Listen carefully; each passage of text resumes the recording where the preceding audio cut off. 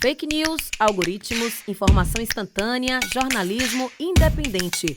Os desafios do jornalismo na era da ultraconectividade discutidos aqui, na Sala de Imprensa.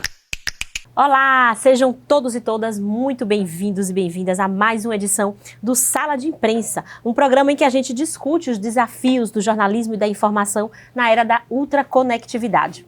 Eu sou Isabela Garrido e toda semana vocês vão ver aqui, conversando comigo, profissionais de comunicação, pesquisadores ou acadêmicos da área, falando sobre um tema diferente e relevante para a nossa sociedade. Hoje temos a presença mais que especial do jornalista, professor e escritor Emiliano José. E a gente vai bater um papo sobre a tão falada imparcialidade do jornalismo. É possível fazer jornalismo imparcial? Ou será que isso é um mito?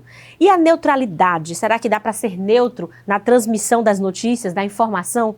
Vamos falar disso aqui hoje. Fique aqui com a gente para esse bate-papo e lembrando que o Sala de Imprensa é transmitido pela Rádio Câmara 105,3 FM, pela TV Câmara, canal 12.3 da sua TV aberta e pelo YouTube, no canal @TV Câmara Salvador. Lá você vai poder rever os nossos programas e também compartilhar com seus amigos. Mas agora vamos para o que interessa, né? Vamos falar quem é o nosso convidado, dar uma apresentação mais detalhada. Emiliano José é doutor em Comunicação e Cultura Contemporânea pela Universidade Federal da Bahia. É professor aposentado da Faculdade de Comunicação, jornalista de carreira e escritor com 14 livros publicados. Ele foi vereador de Salvador, foi também deputado estadual e deputado federal pela Bahia. Como jornalista, atuou na Tribuna da Bahia, no Jornal da Bahia, no Estado de São Paulo, no Globo, Visão, Afinal, Movimento e Em Tempo. Atualmente ele colabora regularmente com a revista eletrônica Teoria e Debate e também com o Jornal à Tarde. Emiliano, muito obrigada por ter aceitado esse convite. Seja muito bem-vindo, é um prazer recebê-lo aqui. Eu estou muito honrada de estar conversando com um jornalista que eu leio desde os meus 16 anos, quando eu li a revista Caros Amigos. É que eu sou velho. Eu também. E uma das minhas primeiras referências no jornalismo foi você. E quando eu descobri que você era baiano, tive o livro, ganhei o livro Lembranças do Mar Cinzento. Qual deles? São o primeiro. 5 volumes. O primeiro. É o primeiro. E acompanho suas colunas de lá para cá, já li livros e para mim sempre, só fiquei sentida que não fui sua aluna na Facom, mas né, o resto vem acompanhando aí sua trajetória e quero começar já fazendo uma pergunta muito direta e objetiva para você. O que você acha da imparcialidade no jornalismo? É possível fazer um trabalho jornalístico imparcial? Eu creio que essa ideia, eu quero me dizer muito honrado de estar aqui, falando com os ouvintes, os telespectadores, com todo mundo que possa estar aqui ouvindo essa conversa nossa. Eu costumo brincar e falar a verdade um pouco sobre isto. Pudesse o jornalismo ou os jornalistas serem imparciais e eles eram candidatos a Deus. Para quem acredita em Deus, eu não sou um religioso, porque Deus, para quem acredita, pode ser imparcial, em princípio, embora nem tanto, porque ele castiga também. Então, não acho nem isso tão simples.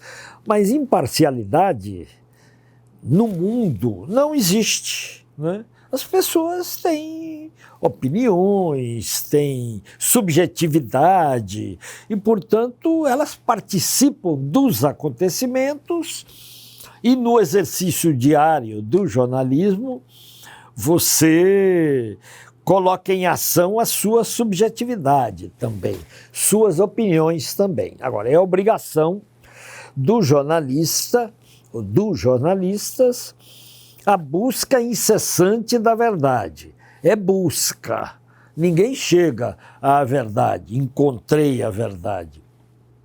Você tem que ter a seriedade, a honestidade de ir atrás da verdade, não pretender impor suas opiniões aos fatos, embora os fatos sejam moldados e apresentados à sociedade conforme muito da subjetividade de quem apresenta, né? os fatos. Agora, ao jornalista cabe a busca, insisto nisso, a busca da verdade. Mas o jornalismo não é imparcial, evidentemente não. Não é? Ademais, jornalismo não depende de você ou de mim, ele está moldado por monopólios de comunicação, por oligopólios de comunicação. Ele não é uma coisa que dependa da sua boa vontade, da minha... Do profissional como um indivíduo, né? Do profissional como indivíduo, de modo nenhum. Ele é moldado a rotinas produtivas que são fruto da vontade e da orientação editorial dos grandes monopólios. Isso eu digo em relação à mídia tradicional com a qual nós lidamos, com as redes de televisão abertas, né? Com as emissoras de rádio, com os jornais hoje cada vez menos importantes, os jornais impressos, eu quero dizer, estes é que impõem os rumos, né, da cobertura, porque a gente imagina a cobertura com você indo lá para o campo e decidindo, não é assim, né? Eu digo tanto dessa mídia tradicional quanto das redes sociais, que a gente tem uma certa ilusão. Claro que o mundo mudou.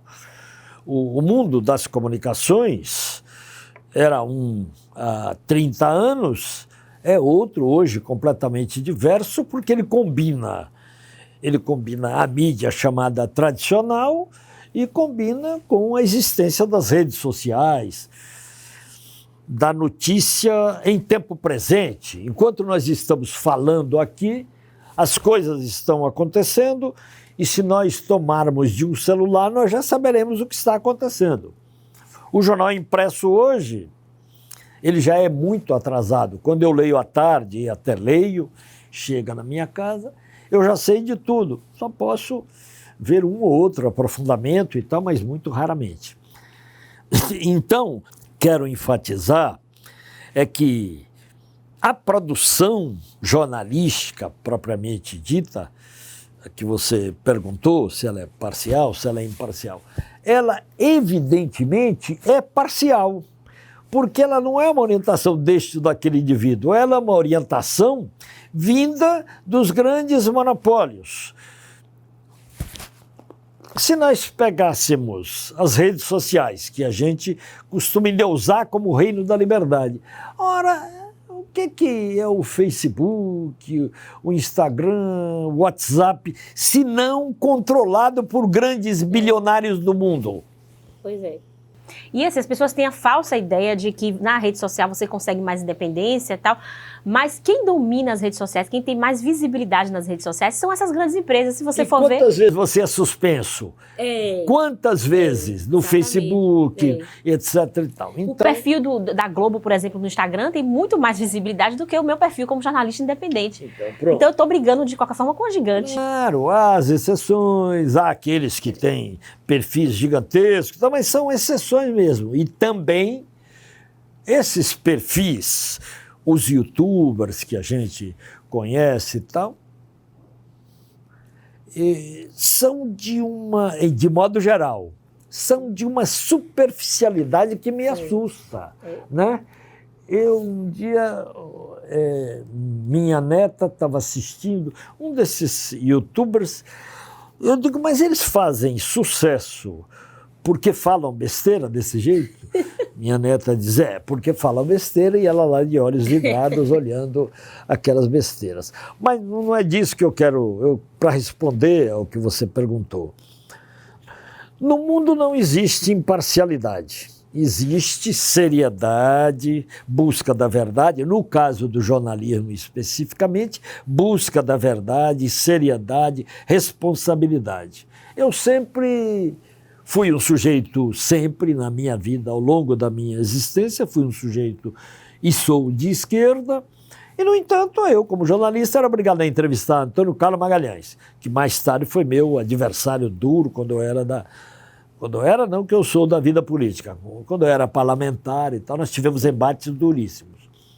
Mas ao entrevistar Antônio Carlos, eu tinha a responsabilidade de dizer aquilo que ele me dissera e não fazer nenhuma ilação. Então é isso que eu digo que é a busca da seriedade e a busca da verdade, né? Quer dizer, o jornalista tem responsabilidades com os fatos, com as verdades. Agora, eu decididamente insisto, não há imparcialidade no jornalismo. E se você pega, se eu saio do Brasil e pego, por exemplo, a cobertura de uma coisa que a gente vê diariamente nas grandes redes do mundo ocidental, que é a guerra da Ucrânia, nós vamos ver um exercício profundo de desinformação diariamente. A guerra da Ucrânia foi consequência de um cerco que a OTAN fez. A Rússia foi fazendo o cerco com um palhaço. Não estou falando palhaço maldosamente. O Zelensky era palhaço. Ele era humorista, né? Palhaço. Com um palhaço fascista.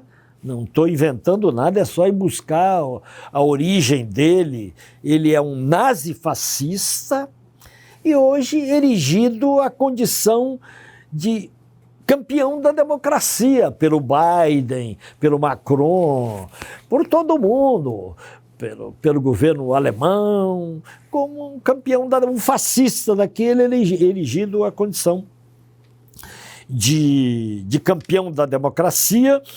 E como se as vítimas fossem os Estados Unidos, que fazem uma guerra por procuração. Os Estados Unidos dão o dinheiro e a Europa está fazendo um triste papel, entra. Mas tudo isso que eu estou lhe dizendo não aparece na nossa mídia. Agora, você falou aí dessa questão da influência das grandes empresas, né, dos interesses e tal, e aí a gente já entra também na questão da neutralidade, né, porque, em teoria, a imparcialidade é você ouvir os vários lados da história.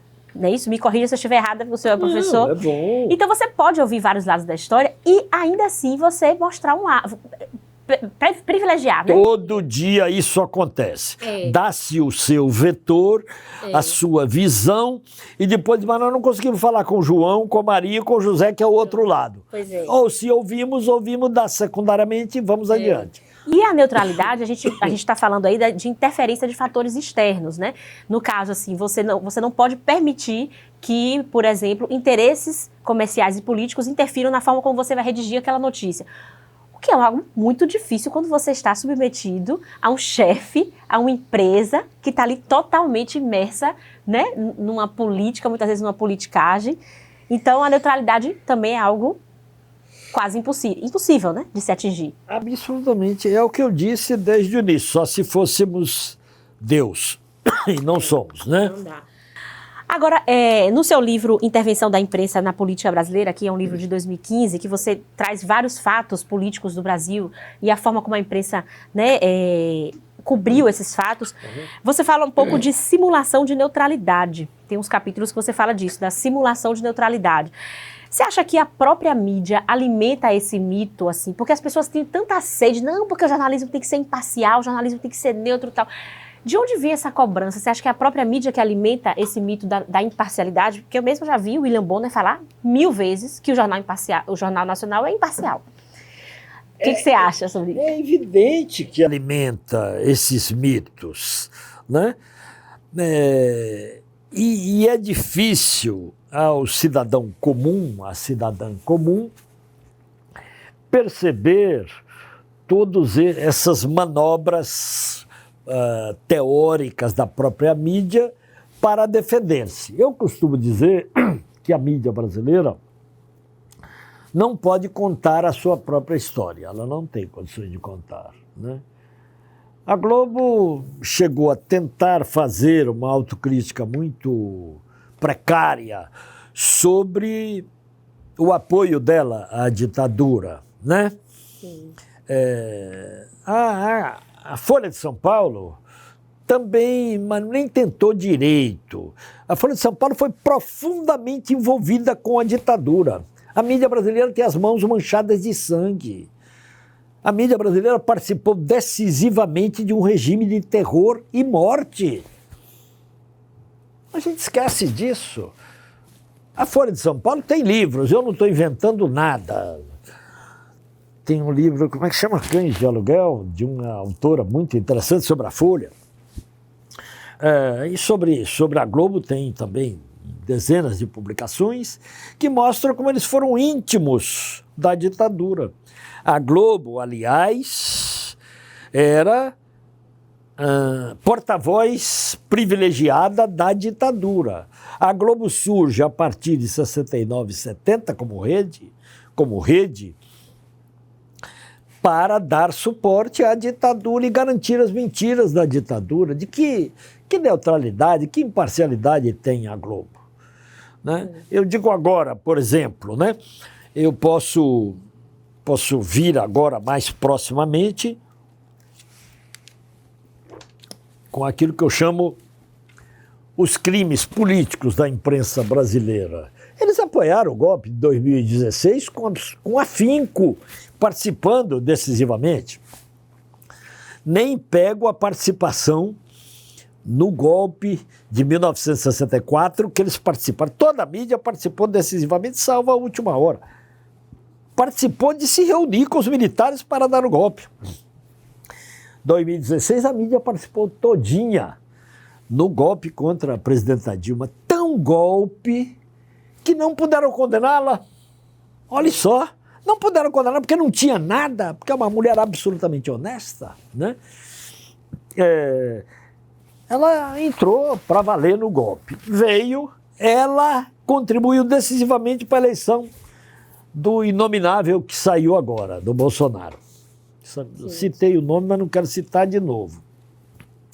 Ela contribuiu decisivamente para a chegada do nazifascismo ao Brasil, por esse terror que foram os 4 anos do governo desse cidadão que está nos Estados Unidos passeando agora. Mas o senhor fala que a mídia contribuiu decisivamente para a eleição dele, em que sentido?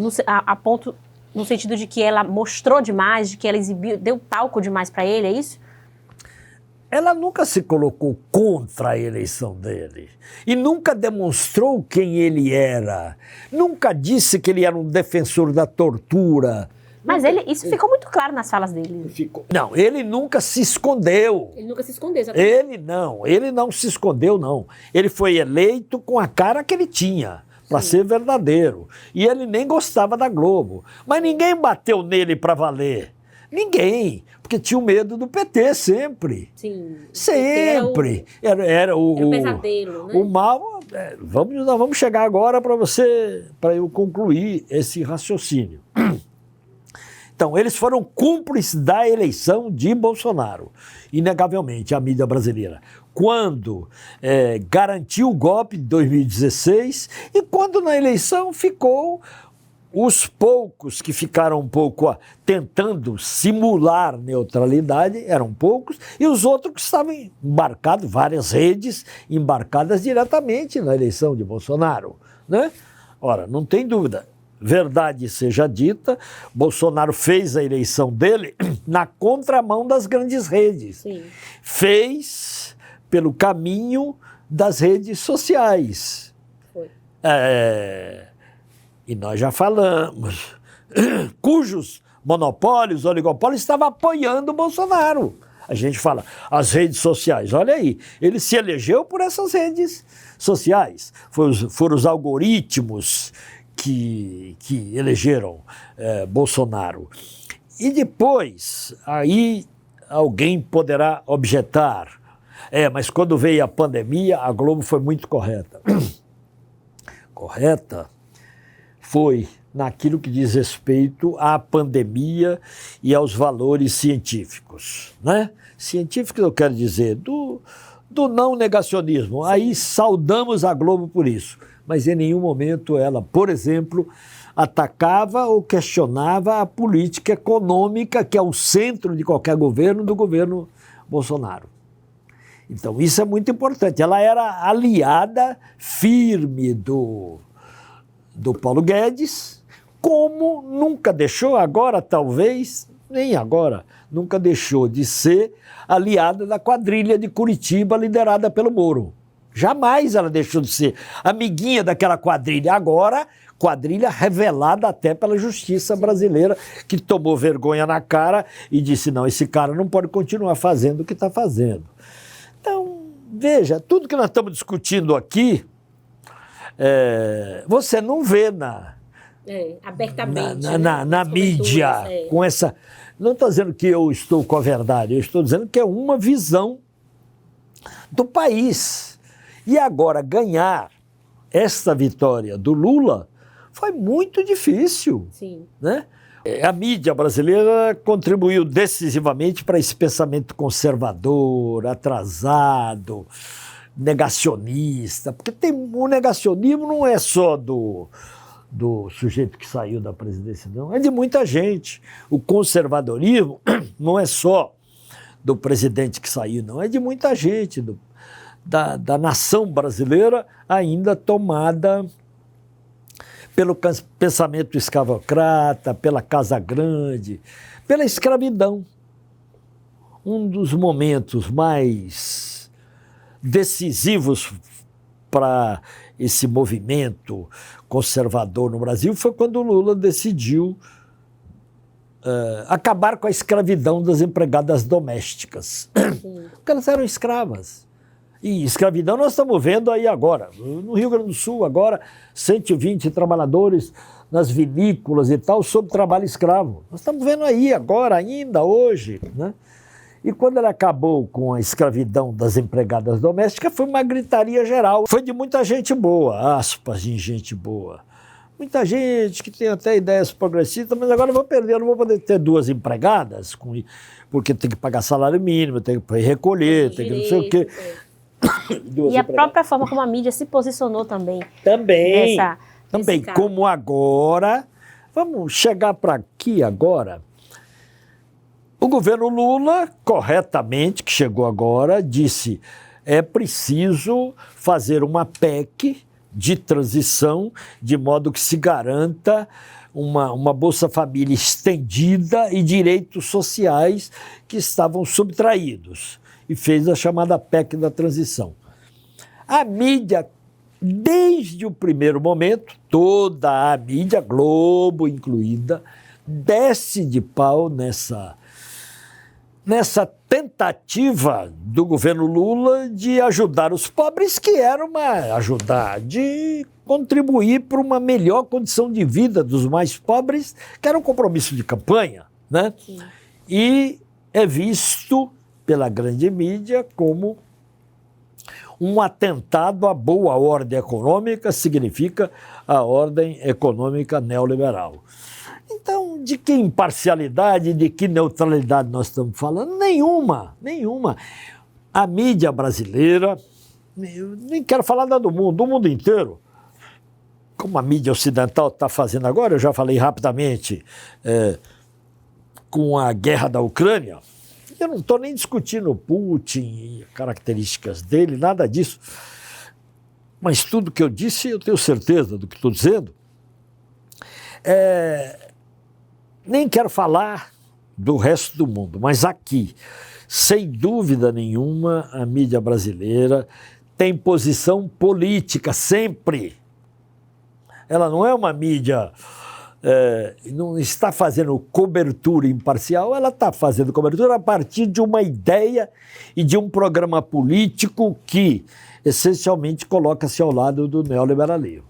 Agora, a mídia, recentemente, ela tem sido muito criticada, principalmente no governo do ex-presidente Jair Bolsonaro, por ter tentado passar essa ideia de neutralidade, querer mostrar os dois lados, e acabou dando voz ao que se diz que não deveria dar voz. Tipo assim, algumas pessoas com ideias nazistas, com ideias fascistas, abertamente, foram ouvidas como se estivesse sendo mostrado o outro lado, né? E aí, eu queria saber a sua opinião. Em caso, por exemplo, como as manifestações golpistas do pós-eleição agora, 2022, né? A mídia, de uma forma geral, pelo que eu pude acompanhar, ela acabou admitindo que eram manifestações golpistas e não deu a cobertura que se esperava que desse, pelo menos na parte da extrema-direita. E o o 8 de janeiro também, né? O 8 de janeiro foi um grande atentado contra a democracia e ouvi de muitas pessoas da extrema-direita que a mídia não cobriu da forma que deveria cobrir.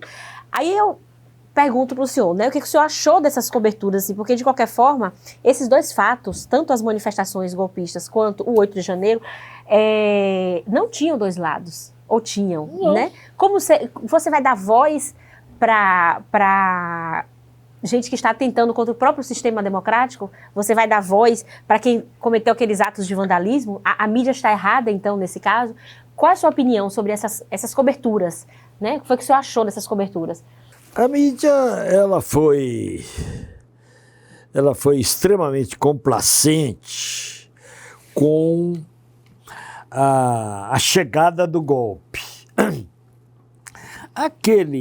O 8 de janeiro, que eu diria é o ápice da crônica de um golpe anunciado, né? Com participação decisiva, ainda não está clara, melhor dito, ainda não está exposta a participação decisiva das Forças Armadas brasileiras nisso e, de modo especial, do Exército. Não dá para desconhecer isso, porque a preparação do 8 de janeiro foi feita no Brasil inteiro, protegida pelos quartéis brasileiros, pelo Exército Brasileiro, de modo especial, acampados todos os nazifascistas. E não tem outro nome a ser dado à extrema-direita brasileira, é nazifascista. Não estou falando da direita, não. Direita tem que existir, como a esquerda tem que existir. A extrema-direita nazifascista não cabe no regime democrático. Essa extrema-direita preparou o golpe meses e meses a fio. O ex-presidente anunciava o golpe o tempo inteiro, ao brigar contra o sistema eleitoral, etc. Ao dizer praticamente, mesmo que o Lula ganhe, nós vamos tentar dar o golpe. Isso aí estava claro.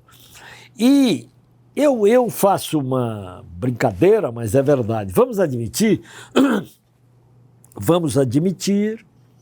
que o MST decidisse acampar na frente de todos os quartéis brasileiros. Quanto tempo eles demorariam ali? Quantos mortos nós teríamos? Milhares. E, no entanto, ali ficaram na frente dos quartéis, aqui, inclusive, aqui na Bahia, na Moraria. Estavam ali os nazifascistas aqui da Bahia, a extrema-direita baiana, que existe. Então, esse golpe estava sendo preparado, né? Eu, no dia, inclusive, no dia 8, eu estava em casa e tem o lado positivo da notícia hoje vir em tempo real. E, de repente, eu comecei a ver aquilo. E Brasília, de portas escancaradas para o golpismo. Houve o governo atual foi tomado de surpresa, acreditou no que não devia acreditar, que era no Ibanez. Eu, no dia, enquanto estava ocorrendo, eu escrevi, publicando no Face, eu escrevi dizendo: o Ibanez está nesse jogo. Ninguém precisava me dizer. É por isso que eu digo que a mídia não é que fracassa, é que ela tem uma posição. Então, deixou acontecer. No primeiro momento, aí é que vem a sua pergunta mais diretamente. No primeiro momento, ela começou a falar manifestantes. Sim. Mas a Globo... Não, mas a Globo rapidamente virou. Não, mas ela também estava manifestando, depois ela virou para golpistas e tal, mas o resto ainda continuou com manifestantes e tudo. E tem alguns jornalistas ainda, quando nós estamos conversando aqui, que falam que eram manifestantes, que não podiam estar presos, como é que se prende tanta gente e tal. É a mesma coisa que pedir aos países que combateram o fascismo que não fizessem o Tribunal de Nuremberg. É a mesma coisa. Ou seja, O nazismo pode ser absorvido pela democracia? Não, não pode, né? E a sorte, eu costumo dizer, o nosso privilégio, digo isso como cidadão e como quem é da política também, o nosso privilégio é contar com uma mente iluminada e corajosa como Lula. Não fosse ele, o presidente, já tinha caído. Porque qual era a tentação ali no golpe? A tentação era assegurar a chegada, que era o que queriam os golpistas, chegada da garantia da lei e da ordem, a GLO, e chamar os generais para tomar conta de Brasília. Fizesse isso, o Lula fizesse isso, e ele não estaria mais no poder. Era esse o golpe. O Lula disse nada disso, botou um civil como secretário de segurança, tomou todas as medidas que tinha que tomar e disse: vocês não mandam no Brasil para as Forças Armadas, vocês não são poder moderador, com toda a clareza. Mudou o ministro da Defesa, colocou outro que tinha defendido a democracia e botou ordem na casa. Eu não estou dizendo que mudou, que não há pensamento golpista no Brasil, não, mas ele atuou de maneira muito a ponto de uma, acho que foi Miriam Leitão, né? Fazer um elogio aberto ao Lula pelo que ele já mudou no país e tudo. Ninguém vai dizer que ela é lulista, porque não é, mas teve que reconhecer como o Lula já mudou tanto no país. Então, você tem razão. Houve uma parcela grande da mídia que hesitou e, eu diria, até torcia para que o golpe desse certo, de 8 de janeiro. E a Globo sabe o perigo que seria uma volta de um regime mais duro, ditadura, o que fosse. Então, para ela, muito embora ela bata na política econômica do governo Lula, ela não quer um governo autoritário e tal, nos termos do passado, que ela tanto apoiou, né? Isso. Emiliano, vamos fazer um rápido intervalo, a conversa está ótima, a gente vai ter que interromper agora para fazer um intervalo breve, mas a gente volta no segundo bloco para falar um pouco mais sobre esses meandros, né, essas atuações da mídia em alguns fatos políticos que aconteceram no Brasil. Para você que está aí nos escutando, estou conversando hoje com Emiliano José. Ele é professor aposentado da Faculdade de Comunicação da UFBA, jornalista de carreira e também escritor. Daqui a pouquinho a gente volta para falar mais sobre imparcialidade e neutralidade no jornalismo.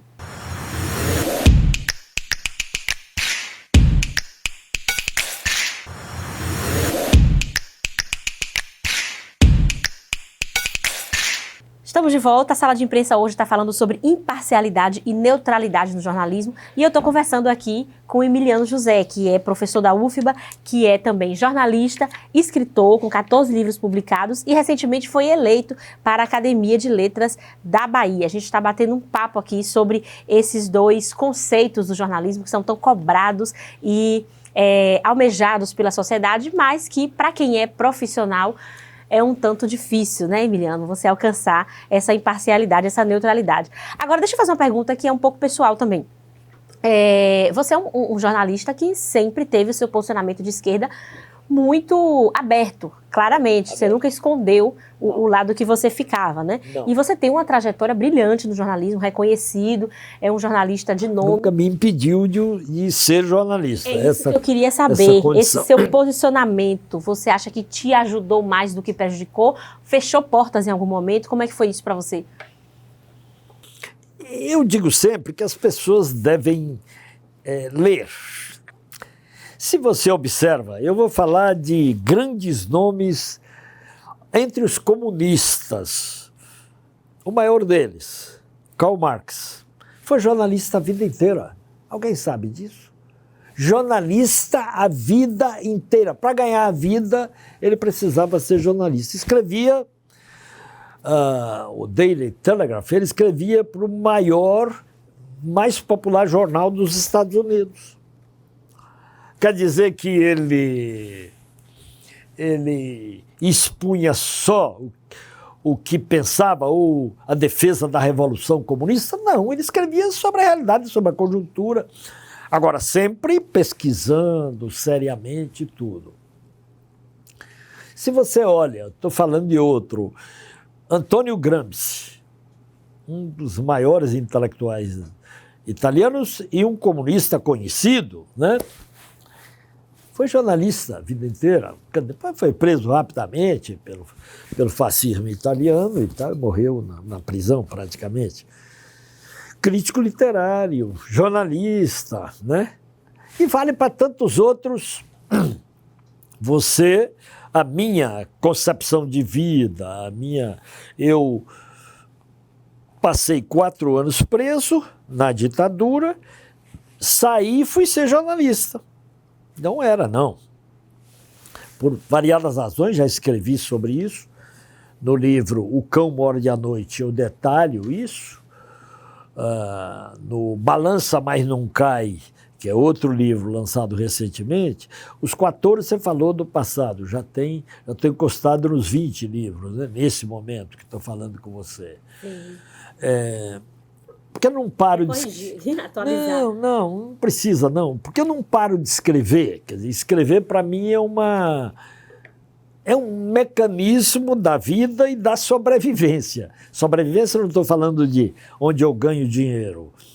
É a sobrevivência psíquica. Eu preciso escrever diariamente. Antes de vir para cá, eu publico todo dia no Facebook séries. Então e os livros últimos que surgiram foram decorrência desse trabalho. Nesse momento, por acaso, por isso que eu falei agora do Marx, porque eu estou estudando ele muito, há uma biografia genial do José Paulo Neto sobre Marx.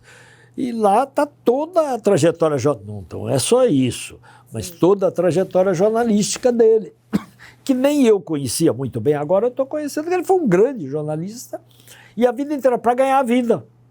Porque Marx foi um sujeito paupérrimo, passou fome, foi endividado, tudo isso para poder fazer a obra que ele fez, que nunca será superada, né? Então, eu sempre fui jornalista do jornalismo cotidiano, diário, e não precisava abrir mão das minhas convicções para fazer o jornalismo sério, para ater-me aos fatos, para olhar tudo isso que o jornalismo diz, olhar os diversos lados da história. Mas é evidente que tinha um jornalista ali com a minha cabeça. Se eu ia cobrir uma greve, eu tinha que olhar tanto o lado do patrão como o lado dos operários, mas eu ia olhar bem o lado dos operários, para dar um exemplo, né? E assim vai. Mas não cabia a mim distorcer nada em favor daquilo que eu pensava. Nunca coube. Eu nunca tive um problema com esta ou aquela matéria. Mas você ali errou nisso ou naquilo para favorecer suas ideias? Nunca. Aí é a seriedade do jornalista. Aquilo que eu chamo a busca incessante, a utopia do jornalista é a verdade. É utopia mesmo. Porque ele nunca vai alcançar, mas ele tem que tentar se aproximar com o trabalho sério que realize. Então nunca te prejudicou? Você acha que isso foi é só um aspecto, né, da sua vida profissional, essa questão do lado? E o outro que pensa como homem de direita ou mulher de direita, tem algum? Não, ele pode ser um jornalista sério e bom. Sim. E quando a gente fala de imparcialidade dos veículos, eu queria que o senhor explicasse um pouco também, já que o senhor é professor, né?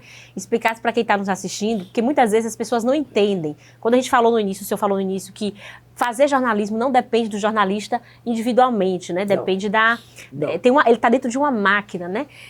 E fora isso, ainda tem a questão de que dentro do jornalismo, além das notícias, do fato nu e cru ali, você tem também o jornalismo de opinião, você tem os colunistas, né, que fazem as... Então, eu queria que o senhor falasse um pouco sobre essa produção jornalística, né, onde está tecnicamente, a dificuldade de você ser imparcial e muitas vezes a impossibilidade de você ser imparcial ali, atuando dentro de determinados veículos. Porque as pessoas acreditam que o jornalista está numa posição de narrador, simplesmente.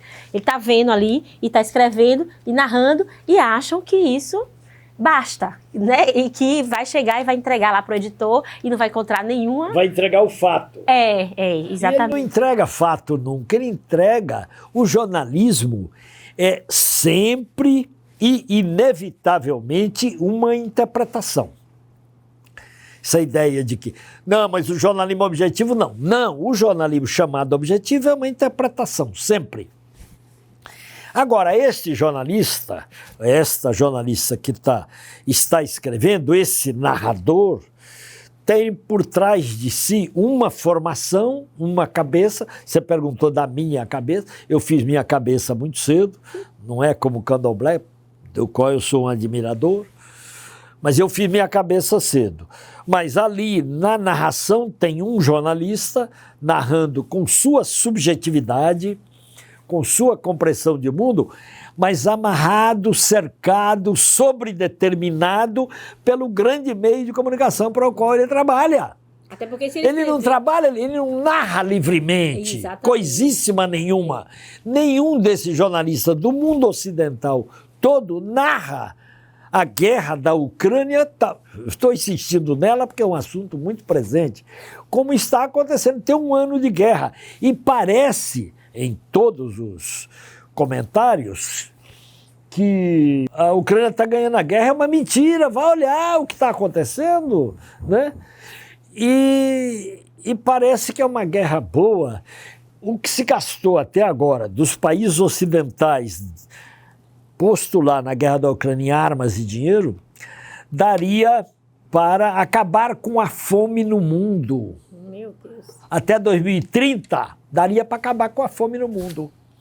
Eu escrevi, está aqui até no Instagram, tem um texto meu, curtinho, que mostra isso, que o Jamil Chad, um grande jornalista, chegou a revelar também. Então, aqui não está em causa, porque aí pode ser que eu dizendo o que estou dizendo, eu estou condenando o jornalista. Não é você, eu.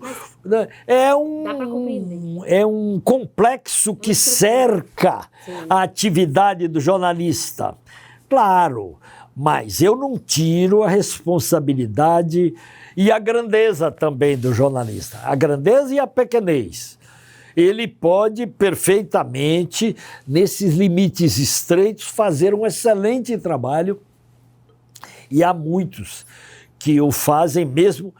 O Chico Pinheiro, trabalhando na Globo anos a fio, não é? Um grande jornalista.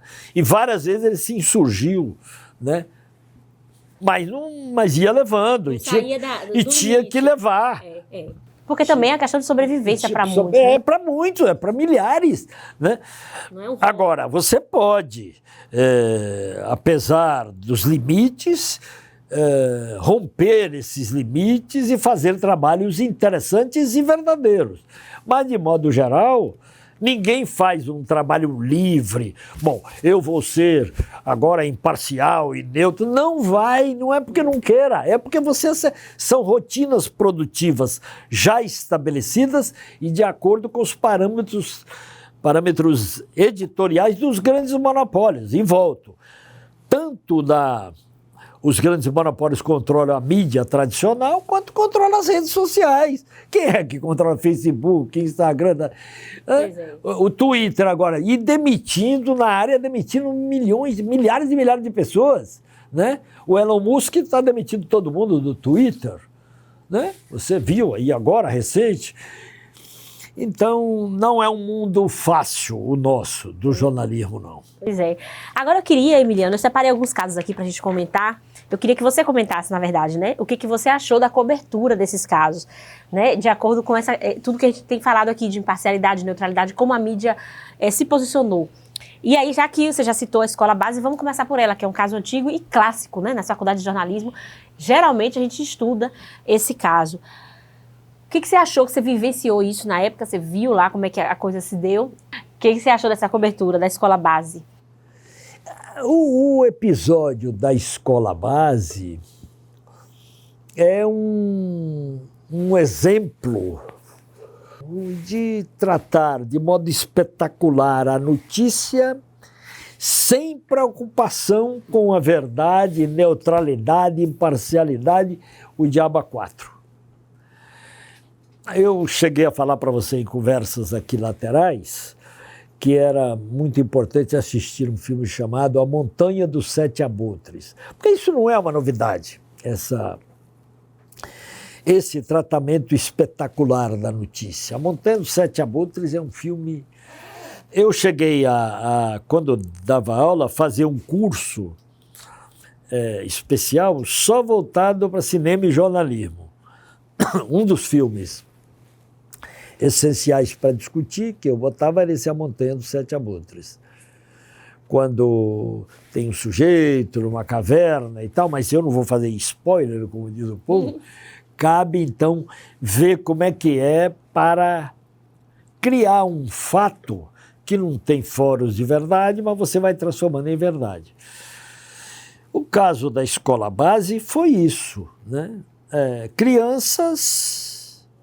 1, 2, 3, eu nem vou entrar no detalhe, acusaram os donos da escola de abuso sexual.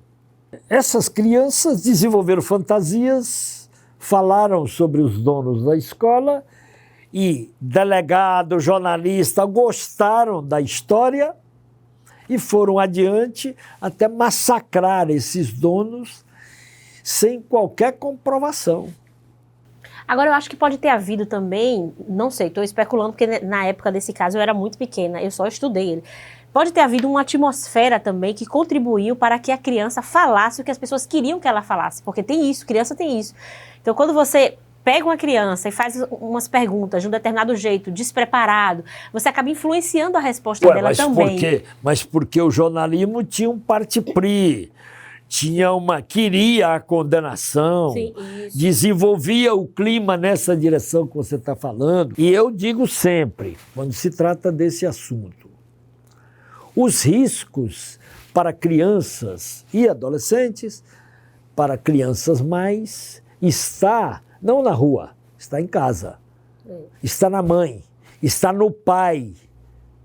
Os estupros não ocorrem fora, ocorrem nas casas. Os abusos, né? Os abusos sexuais, os estupros, ocorrem dentro de casa, ou com o tio, ou com o avô, ou com a avó, porque não é só homem, ocorre em casa. Não, isso é estatístico, não é na rua. Foi estuprada ali no meio da rua. Então, isso é um caso, acontece, mas é raríssimo. Então, ali aconteceu um caso dessa natureza. E aí, como você disse, cria-se o clima e as crianças passam. O tio abusou mesmo e tal, tá. E aí acabaram com uma família absolutamente inocente e tudo. E agora é muito tardio, mas eu ainda assim saúdo um dos jornalistas a cobrir aquele episódio daquela forma distorcida, veio e disse, nós erramos. Eu não desmereço esse gesto, não. Acho muito legal. Mas já cometeram um crime, né? Bárbaro contra uma família. Né? E até a forma de você extrair informações de uma criança. E né, você não pode também se basear única e exclusivamente no depoimento de uma criança para acusar. Não, e a escuta de crianças hoje é muito... observada, disciplinada, é preciso ter psicólogo, assistente social, tudo por causa do que você está falando. Ela pode não dizer tudo, às vezes é o contrário, ela é abusada e tem dificuldade de dizer que foi abusada. Estou falando porque já experimentei, já estive perto de casos como esse. É isso. Então, o próximo caso agora, o senhor já deu uma pincelada no impeachment de Dilma, né? Então, eu vou pedir para o senhor falar agora sobre a cobertura do Mensalão. O que o senhor achou da cobertura do Mensalão? 2005, não foi? 2005. Bom, tem muita coisa publicada já. O Mensalão era uma operação política. Desde lá começava uma operação política destinada a evitar a continuidade do PT. Então, vamos primeiro... Não tem nenhuma, isso não é novidade, porque eu estou falando de coisas que estão aí na nossa cara. Muito embora caminhe na contramão de um senso comum. Não existiu o mensalão. Não existiu? O senhor fala... Eu estou dizendo, não existiu o mensalão. Porque o mensalão falado é o governo Lula dando dinheiro para sua base, para cada deputado. É uma mentira. Não existiu isso. Não houve isso, porque não cabia. Agora, precisava atingir Zé Dirceu, que era um potencial candidato a presidente da República. Zé Dirceu era visto como pior do que o Lula para a direita. Bom, Lula já está aí, mas o Zé Dirceu vai ser um desastre maior. Do ponto de vista da extrema-direita ou da direita, que se queira, ele não pode, né? Vamos dar um jeito de pegá-lo. Quem é que foi o sujeito que fez isso, que está na cadeia agora? Quem foi que levantou tudo isso mentindo? Roberto Jefferson. Um sujeito que nem controle emocional tem, um assassino. Está aí agora na cadeia. Né? Um mentiroso quanto mais e tudo. Não, aí derrubaram o Zé Dirceu. Dali a pouco Genuíno. Dali a pouco todos os dirigentes do PT. Precisava fazer aquilo, para tentar pegar o Lula. Chegaram a propor ao Lula: olha, não se candidata e a gente para com tudo isso. Falou negativo. A mídia fez parte desse conluio também? Oxi! Aí é baiano, meu. Oxi! Não, a mídia estava embarcada de corpo, alma e tudo o resto. A mídia embarcou nisso para valer. Não tem dúvida nenhuma. E não havia jeito de você contrapor, porque estava todo mundo.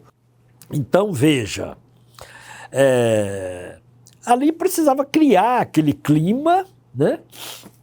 E depois redundou Agora todo mundo dizendo, não, mas não houve mesmo, não houve. Quase matam o Genuíno, que teve um ataque do coração e tudo, que é um sujeito que eu conheço a vida de Genuíno. Eu fui à casa dele, ele mora numa casa lá no Butantã, numa casinha de latérrea e tal, há milênios, um cara que não tem nada na vida. Que ladrões são esses que não tem nada? A mesma coisa é de seu. E outros, o tesoureiro do PT, eu estou esquecido aqui o nome dele, ou outro que é sindicalista, prenderam a cabeça do PT. Mas aí nós vamos chegar ao Lula. O Lula aí conseguiu a reeleição. O Lula aí conseguiu eleger a Dilma depois. A Dilma se reelegeu depois. Então o desespero era esse. E aí veio a Lava Jato, e aí a Lava Jato diz, não estou dizendo de informação assim. Lá no comecinho o Moro dizia, o que a gente tem que fazer é pegar o Lula. E pegou o Lula em 18 para ele não ser candidato, porque ele ia ganhar a eleição lá. E aí prendeu. Depois está aí reconhecida a inocência do Lula, não há nada contra ele, não roubou uma linha, não comprou aquele apartamento do Guarujá, que era uma mentira grande, né, que ele desmascarou, enquanto preso ele desmascarou o Moro. Então, tudo que a gente está discutindo aqui está mostrando o quanto a mídia é engajada politicamente. Sim. Politicamente. Ela é um partido político, a mídia brasileira. Não estou dizendo novidade, não. Volto a um velho intelectual e comunista, Antônio Gramsci. Lá nos anos 30, nos anos 20, ele dizia, no século passado, há um século, um conjunto de jornais, revistas e emissoras de rádio constitui um partido político, um pensamento político, um partido político. No Brasil, isso é muito verdadeiro. Muito claro, né? Muito verdadeiro. Agora, em comparação à cobertura do mensalão, eu queria, só para a gente finalizar, que o senhor falasse sobre a cobertura do orçamento secreto. Dá para comparar os dois? Sempre dá, né? O orçamento secreto é um escândalo que não tem tamanho, né? É um atentado contra a República, é um atentado contra a vontade da população, porque a população elege um presidente da República. É para que ele dirija onde alocar os recursos para a população. Com este orçamento secreto, até quando ele caminhou e continua a caminhar de alguma forma, porque não é simples você desmontar, grande parte do dinheiro público está sendo aplicado aleatoriamente e sem responsabilidade pela Câmara Federal. E a cobertura foi precaríssima também com relação à revelação do significado negativo desse orçamento secreto. Apareceram coisinhas e tal, mas nada quanto à gravidade, né? Como é que você destina, organiza? Vamos construir ali um hospital. Por que ali um hospital? Tem que ser de política pública. O dinheiro tem que ser voltado para isso. Mas não é simples desmontar. A chegada do novo governo pode implicar em mudança, mas não é rápido assim por conta dos poderes políticos do país, né? E até a forma como a mídia não se propôs a explicar o que era o orçamento secreto. Não, exatamente. Então é um assunto muito Por quê? difícil. Só uma palavra. Não tem nada de difícil. Não, assim, para a população comum, assim. Ela tinha que explicar, tinha que traduzir o que é isso, o crime que isso significa para o povo brasileiro, né? A verdade é essa. É isso, Emiliano. Adorei essa conversa da gente. Sinto muito ter que encerrar esse programa. Eu gostaria muito de estar aqui, digamos assim, recebendo as aulas que eu não tive com você na Facor e passando para os nossos telespectadores também. E eu estarei aqui quantas vezes você achar interessante, eu tiver alguma utilidade, com certeza. Eu estarei aqui. Voltaremos a te convidar para a gente falar sobre outros assuntos. Eu estou fazendo uma série sobre memórias do jornalismo da Bahia, né? Então já publiquei o primeiro livro, O Balança Mas Não Cai, o segundo está em andamento, Os Comunistas Estão Chegando, tudo sobre jornalismo. O outro, O Violeiro e a Filha de Oxum, já seguiu também para a produção. E o próximo são As Comadres Estão Chegando, que a verdade é a chegada das mulheres no mundo do jornalismo na Bahia. Mas isso é do cotidiano do jornalismo, não é teoria jornalística, não. Certo. São personagens que eu busquei no mundo do jornalismo da Bahia. E os 3 primeiros já estão publicados na Amazon, né? O Balança Mas Não Cai já está publicado, Os Comunistas Estão Chegando vai sair agora, e O Violeiro e a Filha de Oxum também já vai sair agora, já está publicado na Amazon. E As Comadres Estão Chegando, nós estamos em linha final de produção para também colocar no mundo virtual, na Amazon, e depois publicar impresso. Tem ainda vários outros personagens, já estão prontos, que eu quero dizer, eu já escrevi. Aí é só ir colocando na ordem e fazendo sair. A hora que quiser conversar sobre essa série, vamos, também... Sim. Pronto, podemos marcar. Obrigado mais uma vez, né? Espero conversarmos várias vezes. Obrigado a vocês e a meus parceiros todos que estão aqui, que são responsáveis por essa conversa nossa. Sem eles não tinha essa conversa nossa. Exatamente. Né? Para você que está aí, quer conhecer um pouco mais sobre o trabalho de Emiliano José, ele acabou de falar aqui, as obras dele disponíveis no Amazon, tem também milhares de artigos, né, na internet. E outros livros. Outros livros também. E aí você tem uma produção muito vasta para conhecer esse trabalho. Mais uma vez a gente fica por aqui, agradeço a sua audiência, agradeço vocês que estão aí do outro lado, toda a equipe que está aqui fazendo esse trabalho do Sala de Imprensa, e até o próximo programa.